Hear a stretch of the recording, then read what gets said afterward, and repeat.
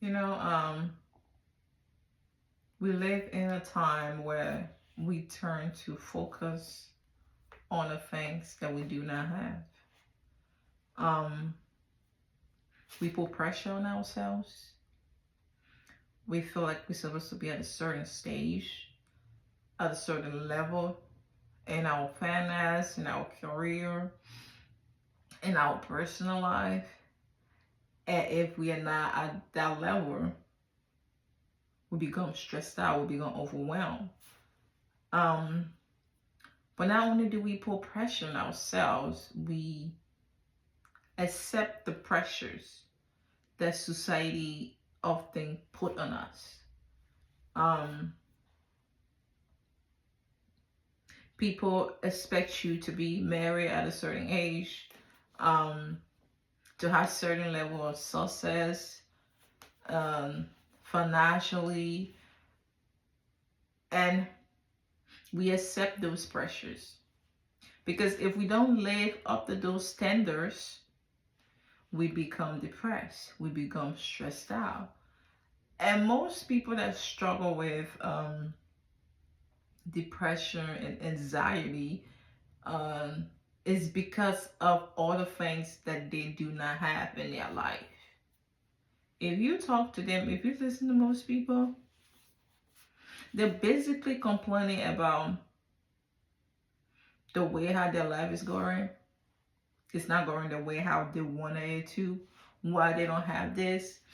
Why they ain't married yet? Why their husband or their wife ain't doing this?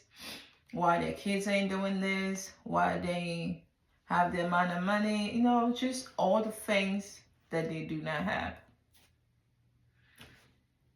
It stress it stress them out. Excuse me. And they become depressed and hopeless. But then we come to Genesis 15, verse 1 to 2. All right. And God is talking to Abraham in a vision. And God is like, I am your exceedingly great reward. And in that moment, Abraham have no idea what God is saying. He's just like, okay. Because his next response was, I need a child. Can you give me a child? Because I need someone to carry on my name. And but God already gave Abraham an answer. That was the answer to what Abraham wanted. I am your exceeding and great reward. That was the answer. You know, in Isaiah 65, verse 24, it said, before you call, I will answer. And while you're speaking, I will hear. So God already know the desire of Abraham's heart. And God gave him an answer. God came to him with an answer before he even started asking God for stuff. And the answer was, I am your exceeding and great reward. But that answer doesn't make sense, right? It's like, what does that mean? Well, what God was basically telling Abraham is, I'm your everything. I am everything that you will ever need. So if you never have a child, you have everything. Nothing in you is missing, nothing in you is broken. And for some of you out there that feel like, oh, if only I can have this career, then I will finally get the respect I need. If only I can get this promotion, then people will finally respect me. People will finally recognize me. People will finally praise me. If only I can make this amount of money, then people will no longer look down on me. If I can only find the love of my life, then I will finally be happy. I will finally do what I want to do, and my life will finally be fulfilled. All my friends are married, will finally be married. Well, this is the word of the Lord to you. Nothing is missing, nothing is broken. You don't need anything to make you feel complete. You don't need anything to make you feel um successful. You don't need to accomplish anything to make you feel successful. You don't need to get anything to make you feel fulfilled, to make you feel respected, to make you feel recognized. Because you already have God, you have everything. So anything else that comes is extra. Nothing in you is missing. You're already complete. You have God, you have everything. So you don't need stuff, things, people to make you feel a certain kind of way about yourself. You should already feel that way because you have God. External things does not define you. Only God does. He's supposed to fill that void. All the things that you want and need, they're good things. But they're not meant to fill the void in you. The way how God created you, He created you in a way that you need only Him. That only He can fill the void in you. And whenever you try to use people, things, places to fill that void, it won't last. It will become like a pleasure for a season, almost like a sin. It will be short-lived. You will only enjoy it for a moment. And then you will either lose it or it won't feel like it used to. Because nobody can do God's job. That's what the Bible started to talk about. There is no greater love compared to His love. Nothing else will ever be good enough. Nothing else will ever satisfy you like God will. You think other things will make you happy, it will only be for a short time. You don't use the blessings of God to fill a void. And that's what Jesus told the lady at the well. He's like, drink from, what is it?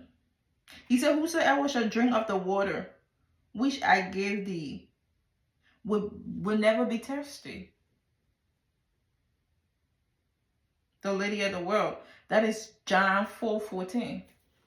That's what Jesus told her.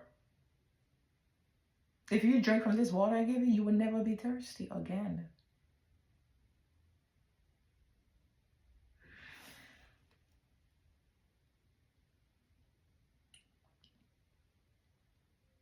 How do you know you're using the blessings of God to fill a void? Because you're lusting after it. Nothing wrong with wanting good things. Trust me, if you know me personally, you know I want good things. There's nothing wrong with that. But there is a difference between wanting something that is good, the car, the house, the good people, the blessings of God, the prophetic word. There is a difference between wanting those good things and lusting after it. God wants you to want it. He don't want you to lust after it. Because when you start to lust after it, then you're filling a void.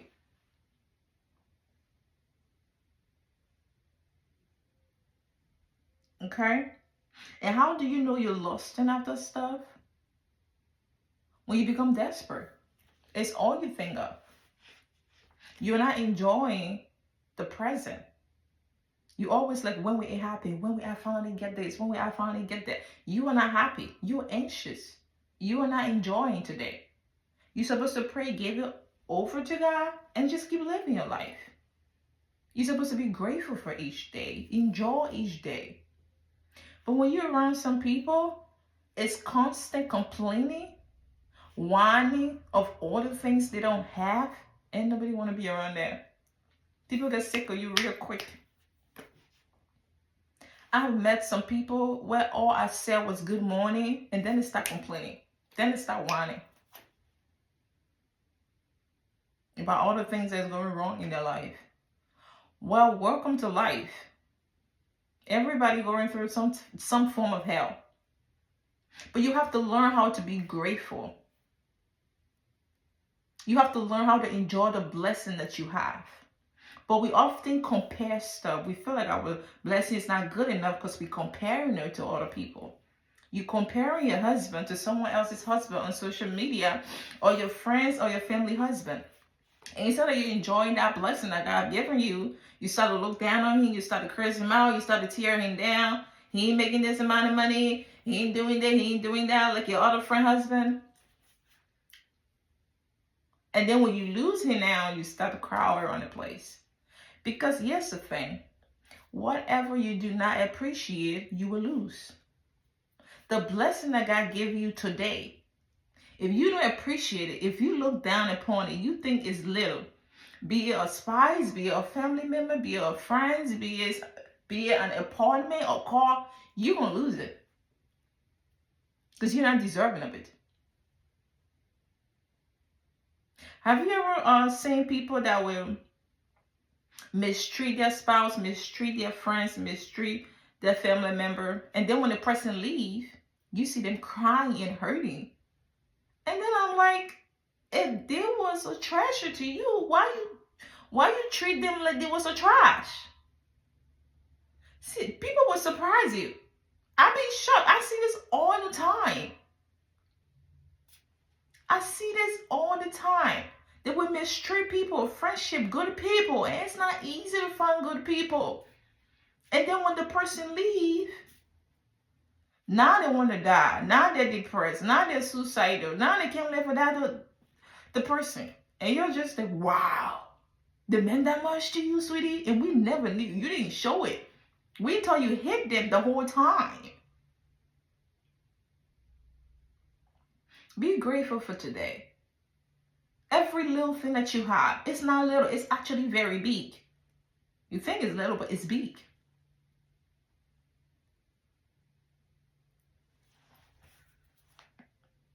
So the blessings of God, they was not meant to fill a void.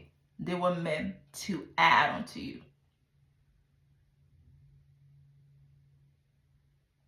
So have you seen people who they was praying, serving God, but then they ask God for this and they ask God for that. God, I want this, I want that. And they don't get it, right? And then they stop praying. And they stop going to church like they used to. And they stop worshiping like they used to and living like they used to, right? That is lust. You're lusting after the blessings of God. And that's why when you don't get it, you turn away from God. That's how you know it's lust. Because now it's getting in the way of your relationship with God. If you walk away from God because He didn't give you something, because He didn't answer a prayer, because He wanted you to heal somebody, He didn't heal that person, because He got a prophetic word a long time ago and it hasn't come to pass, let me tell you something. You're lusting after that blessing. You're lusting after that prophetic word.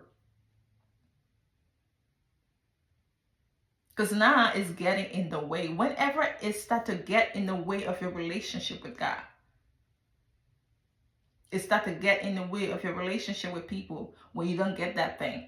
It means you're lusting after it. You're supposed to declare the word, give it over to God.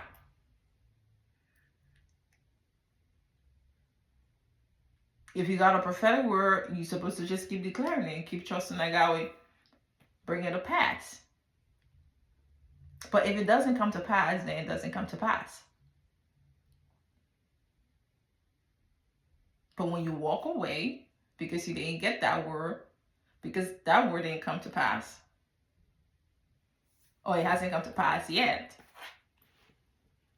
it means you're lusting after it. And sometimes that word might take longer. Or sometimes it might not come to pass at all. Because God's ways is not your ways. His thought is not your thoughts. He knows what He's doing. But you cannot lust after the blessings of God.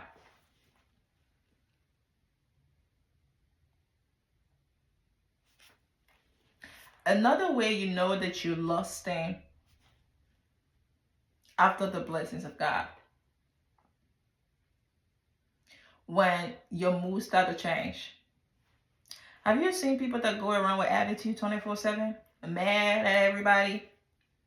Most of it is because their life is not going the way how they want it to go.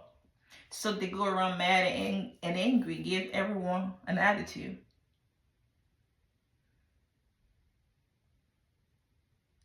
Now you're lusting because you're not happy. Now, whatever it is that you desire, that you want, is controlling your mood. Because you're not happy without it. It take away your peace. Anything that take away your peace, that's not the Spirit of God. When you want something, you pray about it, you leave it in his hand. If it doesn't happen, you have everything that you need. If you never get all these things on this earth, all these temporary things, you have God. So you have everything that you will ever need. You're lacking nothing. You already complete. You already fulfilled. You already whole. You already enough. You already love. You already approve. You already validated. The only voice that should define what you are and where you at is the voice of God. Not the things you have, not what people say, not the standard of people, not who accept you or who reject you.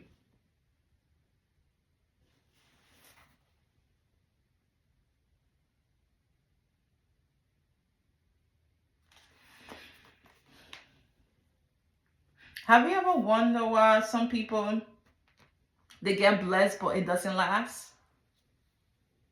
You know, there's a scripture in the Bible that talks about the blessing of God and make you richer and out of no sorrow. But some people blessing seems to have sorrow. It doesn't last.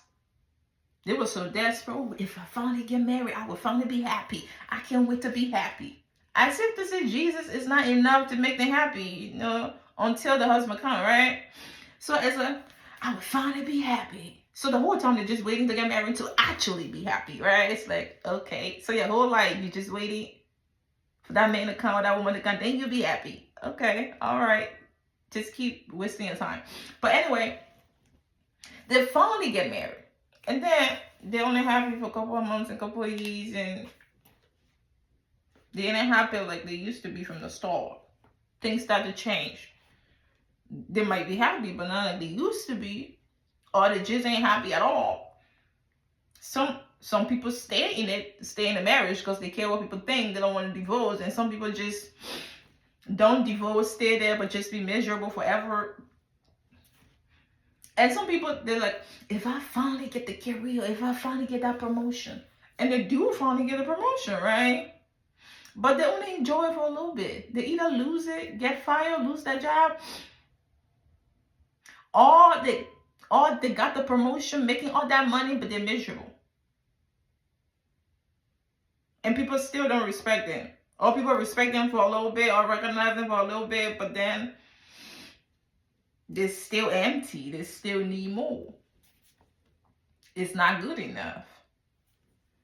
Or someone that want all the money, but got all that money, but then when they got sick, that money can do nothing. Certain sickness, I don't care how much money you got. It can't fix it. See, that's what happens when you're feeling a void. There is sorrow. It doesn't last. You're only happy for a moment. You're only happy for a minute. You're only happy for months, weeks, couple of years. It does not last because you're feeling a void.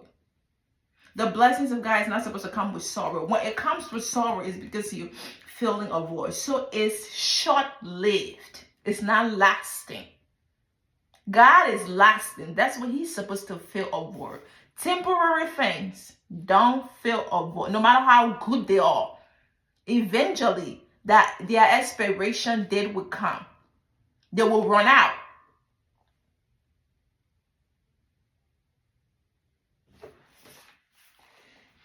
See, Paul the apostle, he got this revelation. He said, in whatever state I am, I have learned how to be content. See, he got the revelation behind, I am your exceedingly great reward. He know what God meant when God said that. And that's what he was like, in whatever state, I have learned how to be content. Because he realized, if I have God, I have everything. So he said, I know how to be below and I know how to be above. I know how to walk in overflow and I know how to go without. And that is Philippians 4, verse 11 to 13. He said, whatever state, whatever position, it doesn't matter. He will content, he was sufficient. Even when there was a thorn in his flesh, so uncomfortable. And that thorn in his flesh, it symbolized a lot of different suffering that we go through. It could be illness or whatever it can be. It could be. But it's like, in whatever state, because he knew he had Jesus. Even if my health is not like I want it to be, I have Jesus, I have everything. Even if my money is not where I want it to be, I have Jesus, I have everything. Even if my relationship is not how I want it to be, I have Jesus, I have everything.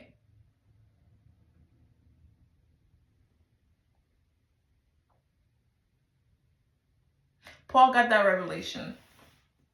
That's why he was content. Even during tough times, during good times, he was anxious for nothing. He was sufficient in God.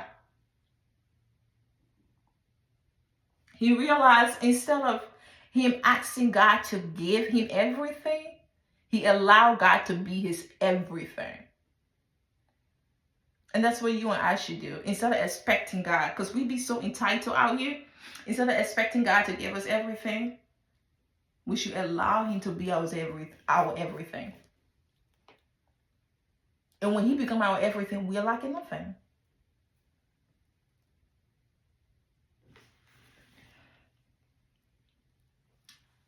When you pray, I want you to try praying a different way.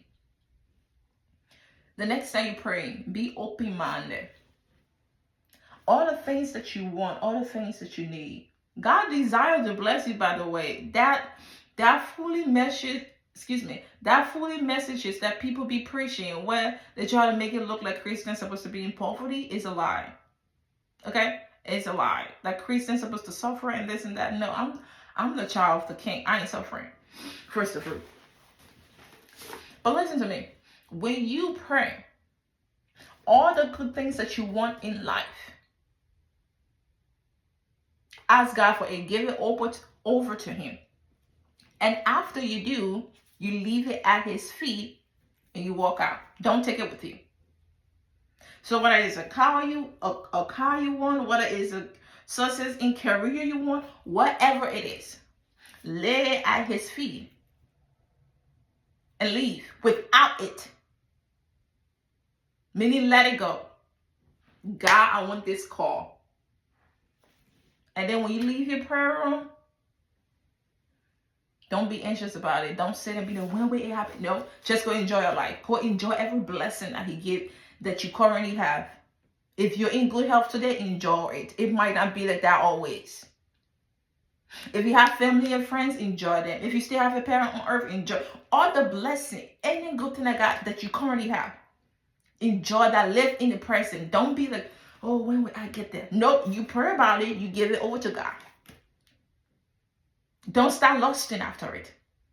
And after you give it over to God, I want you to say to God, even if it doesn't happen, I'm okay with it. Because if I have you, I have everything.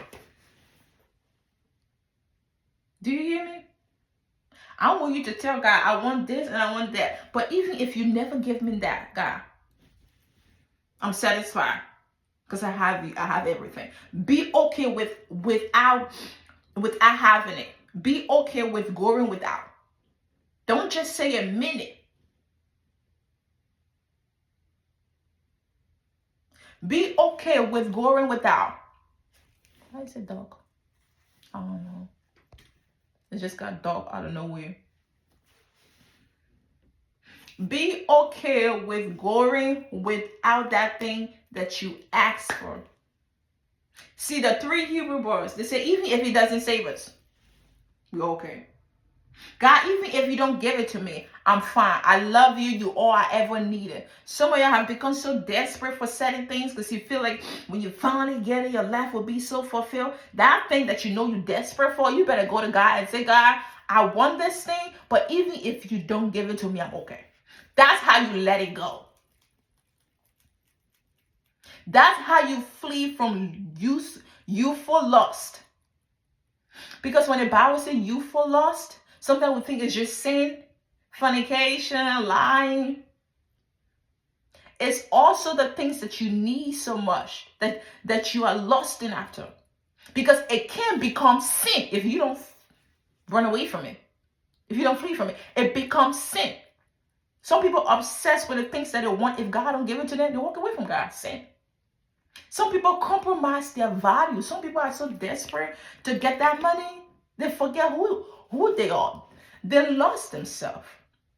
Some people are so desperate to get rich. Let me tell you something. Beautiful women, beautiful girls, OnlyFans. They are on OnlyFans to get money because they're so desperate for that money that they would disgrace themselves, devalue themselves. Jesus didn't die for you to go show your naked body to anybody that is not your husband. But they're doing that all kind of inappropriate stuff. That's what lust does. It leads to sin. It will never be satisfied. You will keep wanting more and more and more. And then you will start to cross boundaries. You'll start to be desperate. You'll start to lower your standards. Some of y'all, from the beginning, your standard was high. The kind of man you wanted, you had a high standards. But as you start to get older, that standard just it start getting low, because you start to get desperate. You were willing to take anything. And some of y'all probably took anything. Some of y'all about to take anything. Some of y'all thinking about taking anything at this point because you feel like, especially for the women. Oh, I'm a woman, I'm getting older, I want to have child and everything, so I got to get married. And then you start to lower your standards. And then you start to agree with the lie of the enemy. Your friends and your family come to you and say, you know what, maybe you're too picky. Then you're like, you know what, that's true, I'm picky. You start to agree with the lies of the enemy that he's saying to your family and your friends. And then you start to lower your standards and you go for anything that is not the word of God, because apparently you're getting old and you need to have kids. That's what lust will make you do. Forget who you are. Forget what the Lord tells you. Forget the prophetic word that God gave you. Stop trusting in the Lord. It will get in the way of a relationship with God. It will make you compromise. It will make you lose yourself because you want to fit in. It will make you agree with the lies of the devil. It will put fear in you. That's what lust will do. Lust out here gets some beautiful women dating a man solely because he make money. He got a lot of money. Our young ladies out here, most of them want to get rich so bad and so fast that they won't date a guy that don't make a lot of money. You got to make 6 figures. You got to make 7 figures. The minute a man makes 6 and 7 figures, they're going after him. You should want to marry a man because of his character. But no, that's not the first thing you're looking for. That's not what attracts you. It's the bank account that you go after. The minute you make a 6 figure, that's what you want, good. But when he start to beat you, curse you, and cheat on you, don't come on social media and complain. We don't care. You knew what you were entering into. That's what you want, the money. You got the money now. But guess what? A lot of other things comes along with the money. So take the other things that come along with the money. And that is the abuse, the beating. Take it.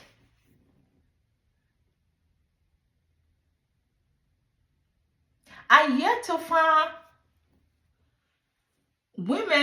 to hear women say, I want a man that is humble. I want a man that have the characteristic of Christ, that have self-control, that know who he is, that have compassion, that have empathy. Isn't that what you're supposed to be looking for, the character? That's the first thing that's supposed to attract you, baby, because you're going to live without me. And if that character ain't there, it's going to be hell on earth. But we don't look for that. We look for the money now. Great. After you get the money, shut up. Don't complain about all the things that's going wrong, sis. You wanted the money. You got the money. But that's what lust does. That's what lust would do. So desperate to get that thing real fast, can't wait. You wanted your friends' money, you want to show up and all of that. And then you start to do foolish things. And then the devil feed you lies. One of the lies I've heard is all men are going to break your heart. All men are cheaters and liars. How about you just get the rich one? At least it's better for you to cry on a yacht than for you to be crying when you broke. Another lie is from the enemy. But they believe it. Those girls believe it. Why? Because it make it easier for them to for them to sleep at night. It make it easier for them to do what they're doing. That's a good excuse. The devil give them good excuse and they accept it. It make it easier for them to keep doing all of that. So now they're living in this deception, in this delusion. The devil feed them that, and they believe it, and they run with it.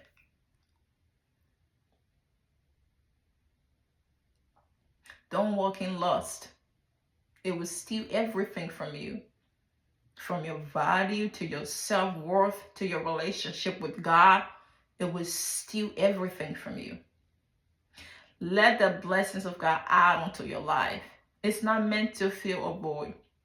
When you allow God to be sufficient, when you allow God to fill every void, when you allow God to become enough, when you finally get that blessing, guess what? It's just adding. Now you can enjoy it because it's not defining you. It's just adding to you. You were already happy before you got married. So now you'll just be more happy now that you're married. And God forbid you ever lose that man or you ever lose that blessing, that career, that money, you will not lose yourself. You will not lose your mind. Because some people, when they lose stuff, physical stuff, they go crazy. They become insane. They lose their mind. Why? Because those things define them. Those things was their foundation. Those things was filling a void. But when God already filled every space in you, every part of your life, even when you lose stuff, even when you lose good things, because nothing lasts forever, right? So even when you lose this stuff, guess what? You don't lose yourself. You don't lose yourself. You will feel the pain, you will struggle, but you won't lose yourself. When you see people out here losing their mind, losing themselves, going crazy, turning into a murderer because they lost something, because something went wrong, because a man cheated on them or a woman cheated on them, it's because they've allowed that person and that thing to define them. That's why they can't go without it. The only thing you can go out is God. He's the only person you can go without.